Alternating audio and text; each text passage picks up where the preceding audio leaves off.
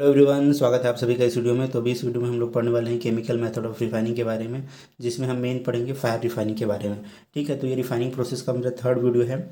ठीक है, तो इससे पहले मैंने सेलेक्टिव डिस्टिलेशन और लिक्वेशन रिफाइनिंग को ऑलरेडी पढ़ा के रखा है ना। वो वीडियो आप देख सकते हो। एक्सट्रैक्टिव मेटलर्जी के सब्जेक्ट का जो प्ले लिस्ट है उसमें आपको वीडियो मिल जाएगा। ठीक है, तो चलिए पढ़ते हैं केमिकल मेथड ऑफ रिफाइनिंग के बारे में। ठीक है, तो केमिकल मेथड ऑफ रिफाइनिंग जो है ना वो सबसे ज़्यादा यूज़ होता है। ज़्यादातर जो मेटल जो होते हैं इसी के थ्रू रिफाइनिंग उसका किया जाता है। ठीक है, और ये एक पायरोमेटलर्जी प्रोसेस के अंदर आता है केमिकल मेथड ऑफ रिफाइनिंग। ठीक है, अब इसमें हम क्या करते हैं, एक रिएजेंट का यूज़ करते हैं। ठीक है, वो रिएजेंट क्या हो सकता है, वो रिएजेंट ऑक्सीजन हो सकता है, सल्फर हो सकता है, क्लोरीन हो सकता है। ज़्यादातर तीन टाइप का रिएजेंट यूज़ करते हैं, ऑक्सीजन, सल्फर और क्लोरीन। उसमें ऑक्सीजन सबसे ज़्यादा यूज़ होता है। ठीक है, तो ये रिएजेंट जो होता है ना वो क्या करता है, जो इम्प्योरिटी रहता है मेटल में, जो इम्प्योरिटी प्रेजेंट रहता है उसके साथ जाकर के ये रिएजेंट क्या कर लेता है, रिएक्शन कर लेता है। ठीक है, रिएक्शन करके क्या बना लेता है, इनसॉल्युबल कंपाउंड बना लेता है। अब ये इनसॉल्युबल कंपाउंड क्या है, मेटल के अंदर घुल नहीं सकता है। ठीक है, तो उसको अब अलग हमको करना है, जो इनसॉल्युबल कंपाउंड बना है उसको अलग भी करना है, दूसरा लेयर उसका बनाना है। तो हम क्या ऐड करते हैं, फ्लक्स ऐड करते हैं। ठीक है, तो ये फ्लक्स और ये जो कंपाउंड बना है वो दोनों को मिल करके क्या बना लेता है, स्लैग बना लेता है। ठीक है, अब ये स्लैग और मेटल का दो लेयर हो जाता है ना। अब हम इसको आसानी से स्लैग और मेटल को अलग कर लेते हैं। तो इस तरीके से क्या होता है, जितनी भी इम्प्योरिटी होती है ना मेटल में, वो स्लैग बना करके मेटल से बाहर निकल जाती है। ठीक है, और इसका सबसे बेस्ट एग्जांपल क्या है, स्टील मेकिंग। ठीक है, स्टील मेकिंग सबसे बेस्ट एग्जांपल है। स्टील मेकिंग में हम क्या यूज़ करते हैं, as a raw material pig iron आता है ब्लास्ट करने से। ठीक है, तो पिग आयरन में हम सबको पता है कि बहुत सारी इम्प्योरिटीज़ होती हैं, जैसे कार्बन है, सिलिकन है, मैग्नीज है। ठीक है, फॉस्फोरस है, सल्फ़र है, बहुत सारी इम्प्योरिटीज़ रहती है। इसको हमें दूर करना होता है तो हम क्या करते हैं, ऑक्सीजन ब्लोइंग करते हैं। ऑक्सीजन ब्लोइंग से जितने भी यहाँ पे सल्फ़र को छोड़ करके जितनी भी इम्प्योरिटी आपको यहाँ दिख रही है, सबका सब ऑक्सीजन से रिएक्शन कर लेता है, क्योंकि इन सब की ऑक्सीजन को लेके एफिनिटी ज़्यादा होती है। ठीक है, मतलब इसका प्रिफरेंशियल ऑक्सीडेशन हो जाता है। ठीक है, तो सब ये जितने भी आपको यहाँ पे ये ये एलिमेंट दिख रहे हैं सब ऑक्सीजन से रिएक्शन कर लेते हैं। ठीक है, तो कार्बन तो गैस बना के उड़ जाता है, बाकी सिलिकॉन, मैग्नीज, फास्फोरस ये ऑक्साइड बना देता है। ठीक है, अब ये ऑक्साइड है। ठीक है, अब हम क्या ऐड करते हैं, फ्लक्स ऐड करते हैं। तो फ्लक्स में लाइम स्टोन ऐड करते हैं। तो लाइम स्टोन और ये जो जितने भी ऑक्साइड बने हैं, जैसे SiO2 बनेगा, MnO बनेगा और P2O5 बनेगा, ये सब फ्लक्स जो डालते हैं कैल्शियम ऑक्साइड उसके साथ रिएक्शन करके स्लैग बना लेता है। स्लैग बना के अलग अलग लेयर बन जाएगा, मतलब मेटल का लेयर अलग होगा, स्लैग का लेयर अलग होगा। बाद में हम स्लैग को क्या कर लेंगे, यहाँ से अलग कर लेंगे। इससे इस तरीके से क्या मिल जाता है, हमको एक रिफाइंड मेटल मिल जाता है, या बोल सकते हो यहाँ पे रिफाइंड आयरन मिल जाता है हमको। ठीक है, तो ये स्टील मेकिंग सबसे बेस्ट एग्जांपल होता है। रिएजेंट के बारे में जैसे मैंने बता दिया कि ऑक्सीजन का यूज़ करते हैं एज ए रिएजेंट, इसके अलावा सल्फर और क्लोरीन का यूज़ करते हैं। सबसे ज़्यादा यूज़ करते हैं हम ऑक्सीजन का। एग्जाम्पल्स यहाँ पे देख लो। ऑक्सीडेशन किसके लिए यूज़ होता है, oxidation can be used to remove, जैसे कि आयरन से मुझे अगर कार्बन, सिलिकॉन, फास्फोरस, मैग्नीज ये सब अलग करना है तो इसके लिए ऑक्सीडेशन का इस्तेमाल होता है। ऑक्सीडेशन मतलब ऑक्सीजन देते हैं और ये सारी इम्प्योरिटी जो दिख रही है ना उसके साथ रिएक्शन करवा के उसको स्लैग बना के अलग कर लेते हैं। ठीक है, इसके अलावा आयरन और कॉपर की रिफाइनिंग करते हैं। उसमें क्या क्या इम्प्योरिटी दूर करती है, सारी impurities, lead, arsenic, antimony, tin, sulphur, magnesium, aluminium, ये सब को हम दूर करते हैं कॉपर से। ठीक है, सोडियम को जिंक से अलग करते हैं। तो जितने भी आप एग्जांपल्स यहाँ पर देख रहे हो ना, इन सब का जो रिफाइनिंग है, यहाँ पे जो मेटल है ये जो है ना, इन सब की रिफाइनिंग हम क्या कैसे करते हैं, फायर रिफाइनिंग के थ्रू करते हैं। ठीक है, फायर रिफाइनिंग या बोल सकते हो ऑक्सीडेशन। फायर रिफाइनिंग को हम ऑक्सीडेशन भी बोलते हैं, प्रिफरेंशियल ऑक्सीडेशन। ठीक है, तो इस तरह से जितनी भी इम्प्योरिटी है वो ऑक्सीजन से रिएक्शन कर लेती है और फ्लक्स डालने से वो स्लैग बना लेती है। ठीक है, इसके अलावा सल्फ़र का भी यूज़ करते हैं हम लोग एज ए रिएजेंट, तो इसको बोलते हैं सल्फराइजेशन। तो सल्फराइजेशन किसके लिए यूज़ करते हैं, जैसे अगर लेड से मुझे कॉपर को अलग करना हो तो, ठीक है, बिस्मथ से कॉपर को अलग करना हो, टीन को अगर कॉपर से अलग करना हो तो हम इसका इस्तेमाल करते हैं। तो ये क्या करता है, सल्फ़र जैसे मिलाओगे ना कॉपर और सल्फ़र रिएक्शन करके कॉपर सल्फाइड बना लेता है, और ये कॉपर सल्फाइड फिर बाद में स्लैग में चला जाता है। तो इस तरीके से क्या होता है, कॉपर रिमूव हो जाता है इन तीनों में से, लेड, बिस्मथ और टीन में से। ठीक है, इसके अलावा क्लोरीनेशन का भी यूज़ करते हैं। तो क्लोरीनेशन कब बोलेंगे, जब हम क्लोरीन को एज ए रिएजेंट इस्तेमाल करेंगे। जैसे कि लेड में से जिंक को मुझे अलग करना है तो मैं क्या डाल दूंगा, क्लोरीन डाल दूंगा, तो जिंक क्या करेगा ना, जिंक क्लोराइड बना देगा और ये जिंक क्लोराइड बनकर स्लैग में चला जाएगा। ठीक है, वैसे ही बिस्मथ में से अगर जिंक और कॉपर को हटाना है ना, टीन में से लेड को हटाना है तो हम क्लोरीनेशन का यूज़ कर सकते हैं, है ना।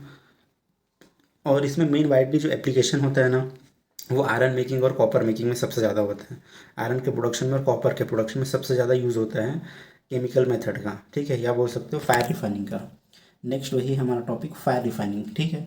तो फायर रिफाइनिंग क्या है, केमिकल मेथड के अंदर ही आता है।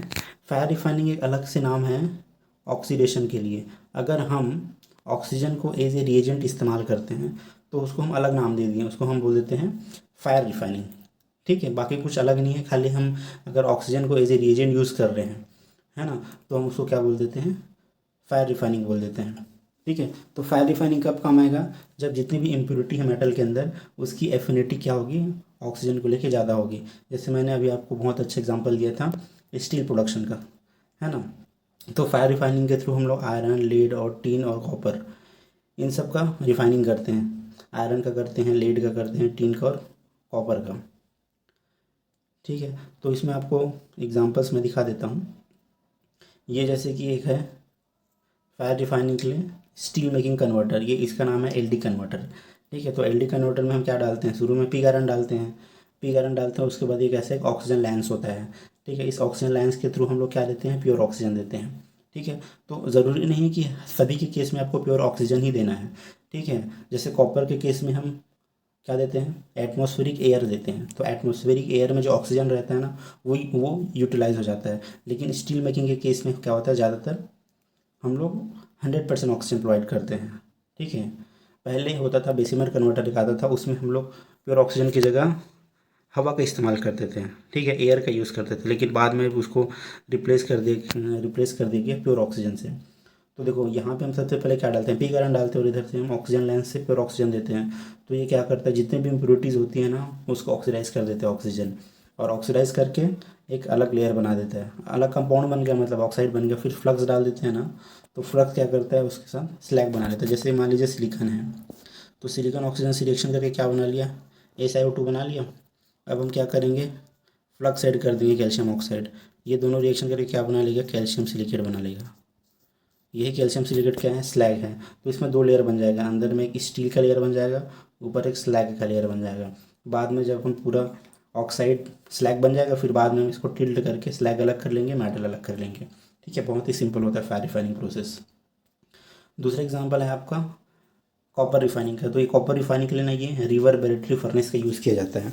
इसका यूज़ स्मेल्टिंग के लिए भी किया जाता है, कॉपर स्मेल्टिंग के लिए, और कॉपर के फायर रिफाइनिंग के लिए भी यूज़ करते हैं, ठीक है। तो जब हम कॉपर का स्मेल्टिंग करते हैं ना, तो हमको क्या मिलता है, मैट मिलता है। क्या मिलता है, मैट, MATTE मैट। ये क्या होता है, सल्फाइड का मिक्सचर होता है, कॉपर सल्फाइड और आयरन सल्फाइड का मिक्सचर होता है ये, ठीक है। तो इस मैट को हम क्या करते हैं, रिवर्बरेटरी फर्नेस में डाल देते हैं। उसके बाद इसमें खिड़कियाँ होती है, या ऊपर से लेंस के थ्रू हवा प्रोवाइड किया जाता है। यहाँ पे खिड़कियाँ मतलब दो तीन टाइप का डिज़ाइन आता है, एक तो खिड़कियाँ जैसे होता है, और एक दूसरे से लेंस से भी हवा हम लोग प्रोवाइड करते हैं। तो ये यहाँ पे प्योर ऑक्सीजन नहीं देते हैं, यहाँ पे केवल नॉर्मल हवा हम लोग प्रोवाइड करते हैं। इससे क्या होता है ना, जितना भी आयरन और सल्फ़र है, ये रिएक्शन करके क्या बना लेते हैं, FeO बना लेते हैं, और सल्फ़र जो है सल्फ़र डाइऑक्साइड बना के बाहर निकल जाता है। और FeO बना लेते हैं, हम फ्लक्स ऐड करते हैं, तो FeO कहाँ चला जाता है, स्लैग में चला जाता है, ठीक है। तो इस तरह से हम क्या करते हैं, फायर रिफाइनिंग करते हैं कॉपर के लिए, ठीक है। कई बार ऑक्सीजन प्रोवाइड करने के लिए हम लोग कुछ और कभी सॉल्ट का भी इस्तेमाल करते हैं, ठीक है। किसी किसी केस में होता है, बहुत कम केस में होता है। एक तो आप हवा का इस्तेमाल करते हो, है ना, ऑक्सीजन के लिए, दूसरा प्योर ऑक्सीजन बनाते हो, है ना, तीसरा एक और मेथड होता है सॉल्ट। सॉल्ट का भी इस्तेमाल कर सकते हैं, जैसे ये सोडियम, ये क्या है, सोडियम नाइट्रेट है, NaNO3। इसको हम मेल्ट उसमें डाल देते हैं, मेटल में डालते हैं, तो क्या होता है, ये जो नाइट्रेट होता है ना, वो डिकम्पोज हो जाता है।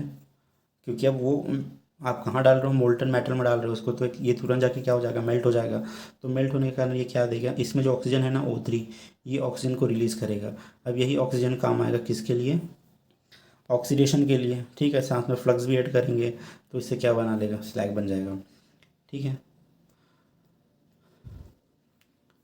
अब इसके अलावा जो मैंने बताया ना, सल्फ़र का भी हम लोग यूज़ करते हैं कॉपर के रिमूवल के लिए मेन, है ना।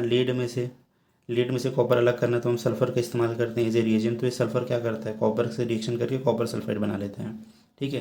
क्लोरीनेशन के जैसे मैंने बताया, तो क्लोरीनेशन के लिए हम किसका यूज़ करते हैं, अगर कोई एल्कली या एल्कली अर्थ मेटल है, ठीक है, उसको अलग करना है मैग्नीशियम से। मैग्नीशियम के अंदर कोई एल्कली या एल्कलाइन अर्थ मेटल है जैसे सोडियम वगैरह है, उसको मुझे दूर करना है, तो हम क्या डालते हैं उसमें, मैग्नीशियम क्लोराइड या मैग्नीशियम फ्लोराइड डालते हैं। ठीक है। तो ये इसमें जो क्लोराइड होता है ना, मैग्नीशियम क्लोराइड के अंदर जो क्लोराइड है, जैसे मान लीजिए सोडियम को अलग करना है, तो ये सोडियम से रिएक्शन करके क्या बना रहता है, NaCl, है ना। ये बाद में इसका अलग लेयर बन जाता है, हम इसको अलग कर लेते हैं। तो हम यहाँ पे क्या कर रहे हैं, क्लोरीन को ऐसे क्या यूज़ कर रहे हैं, एज ए रिएजेंट यूज़ कर रहे हैं। ठीक है। तो ये पूरा प्रोसेस होता है फायर रिफाइनिंग का, बहुत ही सिंपल है। ठीक है। आयरन मेकिंग और स्टील मेकिंग में इसका इस्तेमाल होता है ना, और कॉपर के स्मेल्टिंग में। अब ये जो भी जितने भी मतलब डिटेल से तो ऑलरेडी मैंने पढ़ा रखा है स्टील मेकिंग के बारे में। तो अगर आपको स्टील मेकिंग के बारे में पढ़ना है तो उसका तो पूरा वीडियो है, आपको पूरा कोर्स है, वो आप मेरे ही चैनल पे देख सकते हो। कॉपर के बारे में आगे आने वाले समय में ज़रूर वीडियो बनाऊंगा, उसमें मैं और डिटेल से बताऊँगा कि कॉपर का फायर रिफाइनिंग कैसे एग्जैक्टली किया जाता है। ठीक है। ओके, तो ये था एंड इस वीडियो को। आपको कैसे लगा वीडियो प्लीज़ कमेंट करके बताना। Okay, so thank you so much and bye bye, God bless you all.